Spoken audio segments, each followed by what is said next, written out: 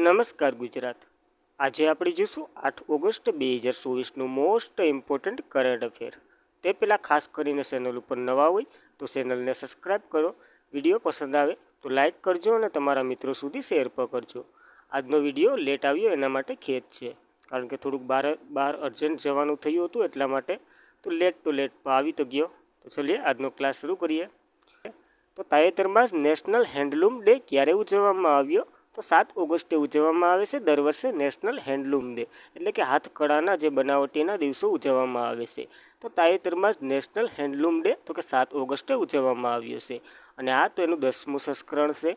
આની થીમ તો કે ટકાઉ હેન્ડલૂમ અને હરિયાળીયા સમુદ્ર ભવિષ્ય તરફ। તો હરિયાળીયા સમુદ્ર ભવિષ્ય તરફ આની થીમ છે, તો ખાસ કરીને યાદ રાખવું। અને આ હેન્ડલૂમ ડે શા માટે ઉજવવામાં આવે છે? તો કે 1905માં સ્વદેશી આંદોલન થયું હતું, આપણે બધાને ખબર છે, ગાંધી બાપુ દ્વારા, અને વિદેશી માલનો બહિષ્કાર કર્યો હતો। તો ભારતના લોકોને પહેરવું શું? તો કે સ્વદેશી વસ્ત્ર અને હાથે બનાવેલી વગેરે બનાવટી, એના માટે ઉજવવામાં આવે છે 7 ઓગસ્ટે વર્લ્ડ એટલે કે નેશનલ હેન્ડલૂમ ડે ઉજવવામાં આવે છે, તો ખાસ યાદ રાખવું। અને આ તો કે 2015માં પ્રથમ વખત ચેન્નાઈમાં ઉજવવામાં આવ્યો હતો, અને આ વખતેનો 7 ઓગસ્ટે 10મું સંસ્કરણ છે, તો આ બંને યાદ રાખવું। અને આ જ પર્વ દરમિયાન તો કે નવી દિલ્હીમાં વિસ્તાર હાથશાળા અથવા તો હાથકળા 3 થી 16 ઓગસ્ટ દરમિયાન યોજાશે, તો આ એક પોઈન્ટ પણ આની સાથે નોંધવો। ત્યારબાદ ઓગસ્ટના દિવસો જોઈ લઈએ। વર્લ્ડ લંગ કેન્સર દિવસ 1 ઓગસ્ટે, મુસ્લિમ મહિલા અધિકાર દિવસ 1 ઓગસ્ટ, પર્યાવરણીય રોહણ દિવસ 1 ઓગસ્ટ, અને વર્લ્ડ વાઇડ વેબ ડે 1 ઓગસ્ટે ઉજવવામાં આવે છે, તો ખાસ કરીને યાદ રાખવું। જ્યારે 3 ઓગસ્ટે આપણે એક દિવસ જોયો હતો, એ કોમેન્ટ કરો કયો દિવસ હતો, તમારા માટે થોડા ક્વેશ્ચન પણ મૂકતો જામ। ત્યારબાદ ભારતમાં ગ્રીન નેશનલ હાઈવે પ્રોજેક્ટ માટે વિશ્વ બેંકે કેટલી લોન આપશે? તો $500 મિલિયન લોન આપશે વિશ્વ બેંક। તો તાજેતરમાં જ ગ્રીન નેશનલ હાઈવે પ્રોજેક્ટ માટે વિશ્વ બેંક એટલે કે વર્લ્ડ બેંક $500 મિલિયન લોન આપશે। એ શું કરશે? તો કે હિમાચલ પ્રદેશ, રાજસ્થાન, ઉત્તર પ્રદેશ અને આંધ્રપ્રદેશ વગેરેમાં જે રસ્તાઓ બનાવશે અને નેશનલ હાઈવે બનાવશે। નેશનલ ગ્રીન હાઈવે એટલે કે જે હાઈવે હોય એની આજુબાજુ જે વૃક્ષો હોય એવી રીતના વૃક્ષો કરશે, એનું પ્રદૂષણ જે ગાડીઓ જતી હોય એનું પ્રદૂષણ તો કે આ નેશનલ એટલે કે આ વૃક્ષો વાવશે એનાથી કંટ્રોલ થઈ એવી રીતના આ બનાવવાનું કંઈક પ્રોજેક્ટ છે, તો ખાસ કરીને યાદ રાખવો। એના માટે વર્લ્ડ બેંકે ભારતને તો કે $500 મિલિયનની લોન આપી છે, તો ખાસ કરીને યાદ રાખવું। અને 781 કિલોમીટરનો આ હાઈવે બનશે, તો આ પોઈન્ટો વગેરે નોંધવા।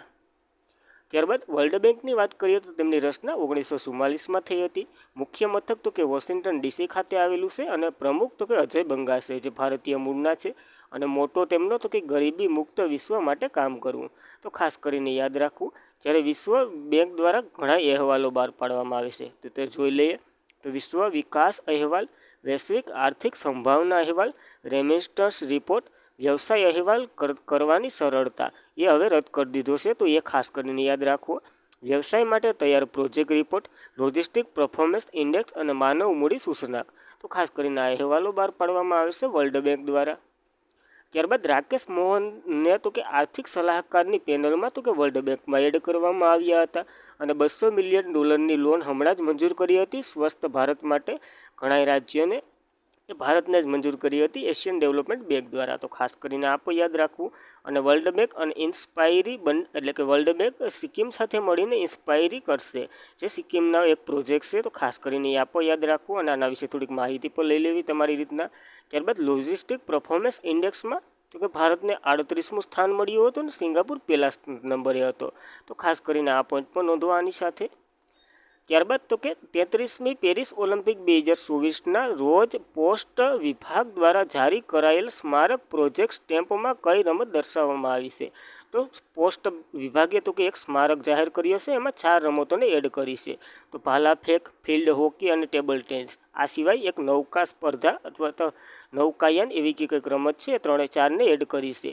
તો 33મી પેરિસ ઓલિમ્પિક 2024ના રોજ પોસ્ટ વિભાગ દ્વારા જારી કરાયેલ સ્મારક પ્રોજેક્ટ સ્ટેમ્પમાં તો કે આ 4 રમતનો એડ કરેલી છે, જેમાં ટેબલ ટેનિસ, સંઠવાળી અથવા તો નૌકાયાન, ફિલ્ડ હોકી અથવા તો ભાલા ફેંક, આ બધીને એડ કર્યું છે। આ તો કે નવી દિલ્હી ખાતે લોન્ચ કરવામાં આવ્યું છે, અને જ્યોતિરાદિત્ય સિંધિયા જેની પાસે કયું મંત્રાલય છે, જ્યારે મનસુખ માંડવિયા જે સ્પોર્ટ મંત્રી છે આપણા, એ બંને દ્વારા આને લોન્ચ કરવામાં આવ્યું છે। આ જ્યોતિરાદિત્ય સિંધિયાનું મંત્રાલય ખાસ કરીને કોમેન્ટ કરવાનું તમારે. ત્યારબાદ ઓલિમ્પિક મેડલ લાવનાર પ્રથમ ભારતીય તરીકે KB જાદવ હતા. અહીંયા તો કે 1992માં તો કે હેલ્સિંકી ઓલિમ્પિકમાં પહેલો એટલે કે પહેલવાનીમાં પહેલો એવોર્ડ લાવ્યા હતા. જે કયો એવોર્ડ લાવ્યા હતા ને એ પણ તમારે કોમેન્ટ કરવાનું છે. જ્યારે કરણ મહેશ્વરી જે વેઇટલિફ્ટમાં પ્રથમ સ્ત્રી એટલે કે પ્રથમ મહિલા ભારત તરફથી એવોર્ડ લાવ્યા હતા, જે તો કે વેઇટલિફ્ટમાં, અને 2000માં લાવ્યા હતા સિડની ઓલિમ્પિક થયો હતો એમાં. તો ખાસ કરીને આ બંને યાદ રાખવા પ્રથમ. ત્યારબાદ તાજેતરમાં જ કયા મંત્રાલયે ઈ સક્ષમ, ન્યાય સેતુ, ન્યાય શ્રુતિ અને ઈ સમાન એપ્સ લોન્ચ કર્યા છે? તો ગૃહ મંત્રાલયે આ લોન્ચ કર્યા છે. જેના મંત્રી તો કે અમિત શાહ છે. તો તાજેતરમાં જ ગૃહ મંત્રાલયે ઈ સક્ષમ, ન્યાય સેતુ, ન્યાય શ્રુતિ અને ઈ સમાન એપ્સ લોન્ચ કર્યા છે.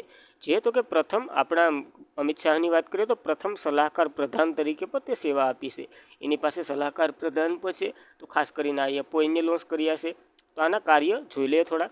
તો કેન્દ્રીય ગૃહ પ્રધાન અને સહકાર પ્રધાન અમિત શાહે તો કે દેશમાં 3 નવા ફોજદારી કાયદાઓને સરળ અમલીકરણની સુનિશ્ચિત કરવા માટે 4 એપ લોન્ચ કર્યા છે. જેમાં તો કે ઈ સક્ષમ, ન્યાય સેતુ, ન્યાય શ્રુતિ અને ઈ સમાનના એટલે કે ઈ સમાનના લોન્ચ કરી છે. અને આને લોન્ચ તો કે ચંડીગઢ ખાતેથી કરવામાં આવ્યા છે. તો 4 એપ્સોના કાર્ય જોઈ લઈએ.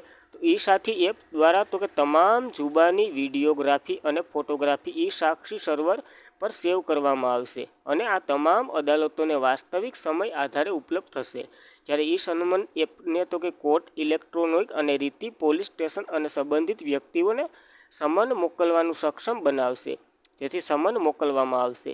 જ્યારે ન્યાય સેતુ તો કે ડેસ્કબોર્ડ જે પોલીસ, મેડિકલ, ફોરેન્સિક, પ્રોડ્યુસર અને જેલ અધિકારીઓને જોડશે.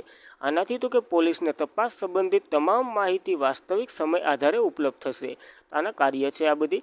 જ્યારે ન્યાય શ્રુતિ એપ્લિકેશન તો કે કોર્ટને વિડીયો કોન્ફરન્સિંગ દ્વારા સાક્ષીઓની સુનાવણી કરવામાં સક્ષમ બનાવશે.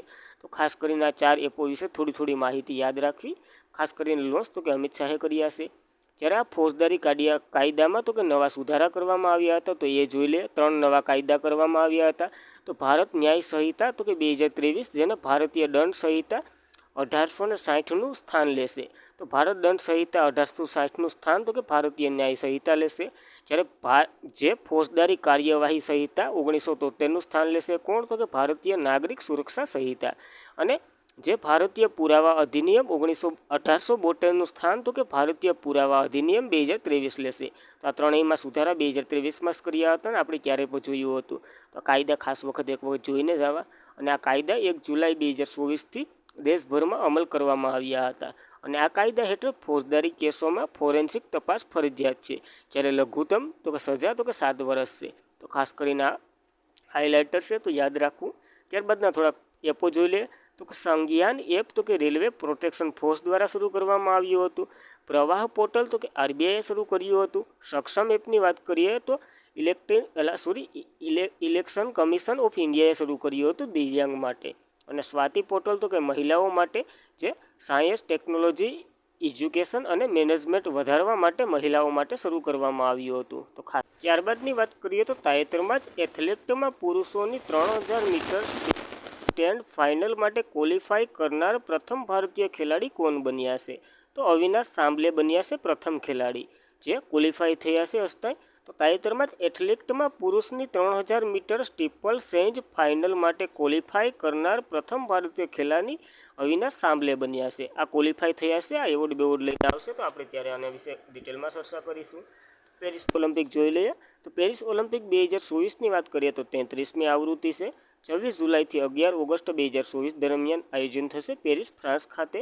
આનો માસ્કોટ તો કે ઓલિમ્પિયાડ ફ્રીઝી એટલે કે ફ્રાન્સની પરંપરાગત એક ટોપી છે. અને ભારતીય ટોસ બેકર તરીકે અભિનવ બિંદ્રા એટલે કે મસાલવાહક અભિનવ બિંદ્રા હતા. અને ભારતીય ટીમનો સ્પોન્સર તો કે અદાણી ગ્રુપ કરી રહી છે. જ્યારે ઉદ્ઘાટન સમારોહમાં ધ્વજવાહક તરીકે શરદ કમલ ટેબલ ટેનિસના, PV સિંધુ બેડમિન્ટનના ખેલાડી છે. જ્યારે સમાપન સમારોહમાં ધ્વજધારક તરીકે મનુ ભાકર છે. મનુ ભાકર જે શૂટિંગ સાથે સંકળાયેલા છે. અને સેફ ડી મિસલ તો કે ગગન નારંગ છે. જ્યારે બિસ્કિલ મીર તો કે પેરિસ કમિટીમાં જ્યુરી મેમ્બર બનનાર પ્રથમ ભારતીય મહિલા બની હતી. અને 4 નવી ગેમ એડ કરવામાં આવી છે: બેન્કિંગ, સ્કેટબોર્ડિંગ, સ્પોર્ટ ક્લાઇમ્બિંગ અને સર્ફિંગ. જ્યારે 2028નો પેરિસ સમર ઓલિમ્પિક તો કે લોસ એન્જલસ ખાતે યોજાશે. જ્યારે વિન્ટર ઓલિમ્પિક 2030નો તો કે ફ્રાન્સ ખાતે અને 2034નો US ખાતે યોજાવાના છે. તો આ જ્યાં સુધી પેરિસ ઓલિમ્પિક પૂરું નહીં થાય ત્યાં સુધી તમારે એટલું તો મનમાં એટલે ગોખી જ નાખવાનું ટૂંકમાં, અને હું તમને મદદ કરીશ. ત્યારબાદ મનુ ભાકર તો કે 10 મીટર એર પિસ્તોલમાં ઇવેન્ટમાં બ્રોન્ઝ મેડલ લાવ્યા હતા, અને પેરિસ ઓલિમ્પિક 2024માં ભારતનો પહેલો મેડલ આ હતો, અને તે શૂટિંગમાં ભારત માટે ઓલિમ્પિયાડ મેડલ જીતનાર પ્રથમ ભારતીય મહિલા ખેલાડી પણ બન્યા હતા. જ્યારે મનુ ભાકર અને સરબજોત સિંહ બ્રોન્ઝ મેડલ લાવ્યા હતા બંને જુગલમાં, અને ભારતીય ઓલિમ્પિકમાં પ્રથમ મિક્સ શૂટિંગ ઇવેન્ટમાં મેડલ જીત્યો હતો, એ પણ આ ભારતમાં પ્રથમ થયું છે. હવે તે આઝાદી પછી ઓલિમ્પિયાડને એક આવૃત્તિ જે 2 મેડલ જીતનાર પ્રથમ ભારતીય પણ બન્યા છે. તો ખાસ કરીને આ પોઈન્ટ પણ નોંધવો. ત્યારબાદ તો કે વર્ષ 2023માં ભારતનો બીજો સૌથી મોટો LNG સપ્લાય કોણ બની રહ્યો છે? તો કે US એટલે કે અમેરિકા બની રહ્યો છે બીજો સપ્લાયર. તો કે LNG એટલે લિક્વિફાઈડ નેશનલ ગેસ થાય છે એનું ફૂલ ફોર્મ. તો વર્ષ 2023માં ભારતનો બીજો સૌથી મોટો લિક્વિફાઈડ નેશનલ ગેસ સપ્લાયર દેશ કોણ બન્યો છે? તો કે US એટલે કે અમેરિકા બન્યો છે. જ્યારે ભારતમાં સપ્લાયરોની વાત કરીએ તો પહેલા નંબર ઉપર કતાર, બીજા નંબર ઉપર અમેરિકા છે. પહેલાં કોણ હતો? તો કે UAE એટલે કે યુનાઇટેડ આરબ અમીરાત હતો. હાલ તેનું સ્થાન તો કે અમેરિકાએ લઈ લીધું છે. તો ખાસ કરીને આ પોઈન્ટ નોંધવો. અને આની સાથે તો કે આપણે ઘરમાં જે બોટલમાં આવે છે જે LPG ગેસ હોય છે, જેમાં મોટા ભાગે તો કે બ્રુટેન અથવા તો પ્રોટેનનું પ્રમાણ હોય છે, અને એથિલ મર્કેન્ટ્સના કારણે તો કે તેમાં ગંધ આવે છે. તો ખાસ કરીને આ પોઈન્ટ પણ આની સાથે જોડી લેવો. ત્યારબાદ તાજેતરમાં જ રાષ્ટ્રપતિ દ્રૌપદી મુર્મુએ કયા દેશમાં સર્વોચ્ચ સન્માન complaint of the order of ફિજીથી નવાજવામાં આવ્યા છે? તો પાછળ ફિજી છે એટલે તમને ખબર જ પડી જશે, ફિજીનો સર્વોચ્ચ સન્માન છે. તો તાજેતરમાં જ રાષ્ટ્રપતિ દ્રૌપદી મુર્મુ ફિજી દેશના સર્વોચ્ચ સન્માન companion of the order of the ફિજીથી નવાજવામાં આવ્યા છે. આપણે બધીને ખ્યાલ જ છે કે તિમોર લિસ્ટ, ન્યૂઝીલેન્ડ અને ફિજીના પ્રવાસે છે દ્રૌપદી મુર્મુ. તો પહેલાં ફિજીએ પૂગ્યા છે, ત્યારબાદ તિમોર લિસ્ટ અને ન્યૂઝીલેન્ડ અને તિમોર લિસ્ટ ગમે ત્યાં જવાના છે. તો આ ખાસ કરીને યાદ રાખવું. એમાં ફિજીનો સર્વોચ્ચ સન્માન લઈને આવ્યા. ન્યૂઝીલેન્ડ થઈ ગઈ આપશે ત્યારે ચર્ચા કરશું, તિમોર લિસ્ટ થઈ ગઈ આપશે ત્યારે ચર્ચા કરશું. તો 2023માં તો કે આ એવોર્ડનું નામ તમે સાંભળેલું લાગે, PM નરેન્દ્ર મોદીને આપ્યો હતો, અને યલો સ્ટાર સન્માન તો કે સુરીનામ દ્વારા આપવામાં આવ્યો હતો દ્રૌપદી મુર્મુને, અને આ પ્રથમ વ્યક્તિ હતા. તો ખાસ કરીને આ પોઈન્ટ પર નોંધવો. ત્યારબાદ ફિજી ચર્ચામાં રહ્યું છે, તો ફિજી વિશે માહિતી લઈ લઈએ. કેપિટલ સુવા છે, ચલણ તો કે ફિજીયન ડોલર છે, અને પ્રમુખ તો કે વિલિયમ કોન્ટોનીવેસ છે, જ્યારે પ્રમુખ છે એટલે કે પ્રેસિડેન્ટ, અને PM તો કે સિટીવેલ રાબુકા છે. અને 12મું વિશ્વ હિન્દી સંમેલન ફિજી ખાતે યોજાયું હતું, તો ગોખાઈ જ ગયું છે.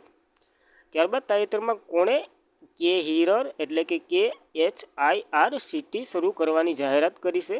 તો કર્ણાટકે આ શરૂઆત કરવાની જાહેરાત કરી છે.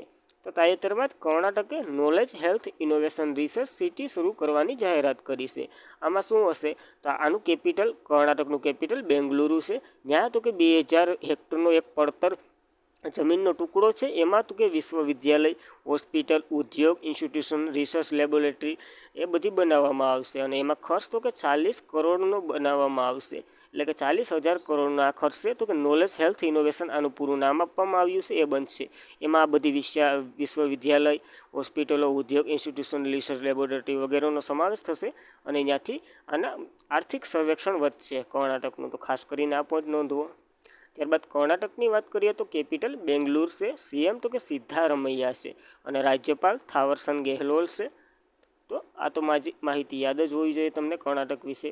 તો ત્યારબાદ જોઈ લે થોડુંક ભારતના અમુક પોઈન્ટો. તો કે લખનઉ દેશ પ્રથમ અલ સિટી એટલે કે AI સિટી બનવા જઈ રહ્યું છે. જ્યારે યુનેસ્કો દ્વારા ભારતનું પ્રથમ સાહિત્યનું શહેર તરીકે જાહેર કરવામાં આવ્યું હતું કોઝિકોડ. જ્યારે સંગીતનું તો કે ગ્વાલિયર, અને ભારતનું પ્રથમ સૌર શહેર તો કે રાંચી બન્યું છે, સાંચી બન્યું છે મધ્યપ્રદેશનું, અને ભારતનું પ્રથમ વેટલેન્ડ શહેર તો કે ઉદયપુર બનવા જઈ રહ્યું છે. જ્યારે દક્ષિણ કોરિયા બનાવી રહ્યું છે વિશ્વનું પ્રથમ તરતું શહેર, જે તો કે 2025 સુધીમાં સમાપ્ત કરી દેશે કે અમે તરતું શહેર બનાવી દઈશું. તો આ આઈડિયા યાદ રાખવું. ત્યારબાદ તો કે તાજેતરમાં જ કઈ ભારતીય કંપનીને 2024માં ફોર્ચ્યુન એટલે કે ફોર્ચ્યુન ગ્લોબલ 500ની યાદીમાં પ્રથમ વખત સમાવેશ કરવામાં આવ્યો છે? તો HDFC બેંકને પ્રથમ વખત સમાવેશ કરવામાં આવ્યો હતો. જો પહેલેથી જોઈએ તો કે તાજેતરમાં જ HDFC બેંક ભારતીય કંપનીને 2024માં ફોર્યુસન ગ્લોબલ 500ની યાદીમાં પ્રથમ વખત સામેલ કરવામાં આવ્યું છે. તો આ 2023માં જ્યારે રિપોર્ટ બહાર પાડ્યો હતો ને ત્યારે ભારતની 9 કંપની 2024માં રિપોર્ટ બહાર પાડ્યો ત્યારે ભારતની 9 કંપની સામેલ કરવામાં આવી છે. જ્યારે 2023માં તો કે 8 કંપની હતી. એમાં આ વખતે તો કે HDFCને અલગથી સમાવેશ કરવામાં આવ્યો છે. તો સરસામાં HDFC જ રહે. તો એક વોલ્ટ માટે યુનાઇટેડ સ્ટેટ ઓફ અમેરિકાએ એ પહેલા નંબર ઉપર છે. પહેલા નંબર ઉપર વોલ્ટમાર્ટ છે, જે યુનાઇટેડ સ્ટેટ ઓફ અમેરિકાની કંપની છે. અને 86મા નંબર ઉપર ભારતમાં પ્રથમ વાત કરીએ તો રિલાયન્સ ઇન્સ્યુલેશન ઇન્ડસ્ટ્રી લિમિટેડ છે, એટલે કે રિલાયન્સ છે. તો ખાસ કરીને આ પોઈન્ટ પણ નોંધવાની સાથે. ત્યારબાદ સૌથી વધારે નફો કમાવનારી કંપનીની વાત કરીએ તો સાઉથ અરેબિયાની છે આરામોકો. તો ખાસ કરીને આ બધું. ત્યારબાદ HDFCની વાત કરીએ તો તેની રચના તો કે 1994માં થઈ હતી. હેડક્વાર્ટર મુંબઈ ખાતે અને અતુલ ચક્રવર્તી ત્યાંના CM છે, એટલે કે ચેરમેન, અને શશિધર જગદીશ ત્યાંના CEO છે. તો આ જોઈ લેવું. ત્યારબાદ તાજેતરમાં જ કેન્દ્ર સરકારે કયા રાજ્યમાં આદિસંચનગરી મોર અભયારણ્ય તરીકે જાહેર કર્યું છે? તો આ કર્ણાટકનું છે આદિસંચનગરી મોર અભયારણ્ય. તો તાજેતરમાં જ કેન્દ્ર સરકારે કર્ણાટક રાજ્યના આદિસંચનગીરી મોર અભયારણ્ય તરીકે જાહેર કરવામાં આવ્યું છે. અને કેન્દ્ર સરકારે કર્ણાટકના આદિસંચનગીરી અને કેરળના ચુલુનું મોર અભયારણ્ય તરીકે જાહેર કર્યા છે. તો બંનેને જાહેર કર્યા છે.